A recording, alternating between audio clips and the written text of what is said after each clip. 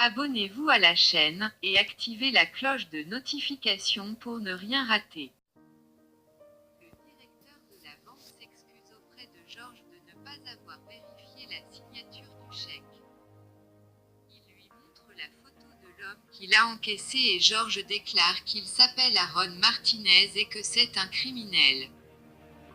Virginia dit à Manuel qu'elle a besoin d'argent pour qu'Aaron la laisse tranquille, mais le jeune homme ne veut rien donner à ce dernier et prévoit de lui tendre un piège pour le tuer. Puis il explique à Virginia qu'il doit retrouver Pablo car son grand-père a laissé une partie de l'héritage à celui qui épouserait Anna Perla. Virginia lui dit qu'elle sait où il peut le trouver. Magdalena s'étonne de voir Botel dans la chaise roulante. Il lui apprend qu'Aaron est venu se moquer de lui et menacer de la tuer. Il veut la défendre coûte que coûte. Alors que Blanquita et Anna Perla emmènent Veronica voir un médecin, elle passe à côté de Botel et Magdalena. Magdalena déclare à Botel qu'elle a d'un coup ressenti que sa fille était près d'elle, mais son mari lui explique qu'elle doit se faire à l'idée qu'elle est morte. Magdalena rétorque qu'elle ne l'acceptera jamais au fond d'elle.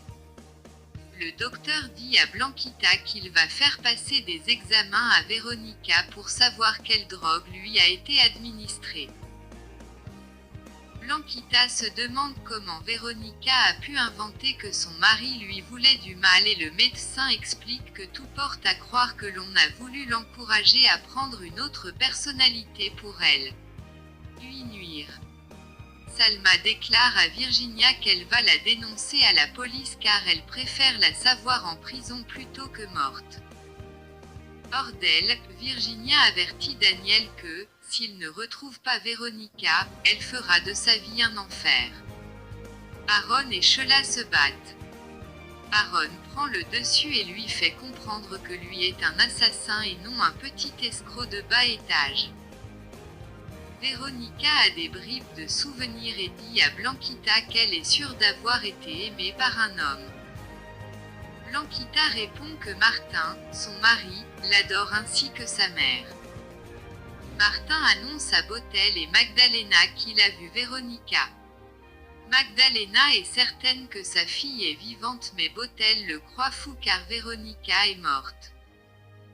Joraquin apprend à Anna Perla que Manuel n'a pas hérité de toute la fortune de son grand-père. La moitié lui revient et la maison est à Raimuneda. Polo lui dit que Manuel va devenir fou quand il l'apprendra.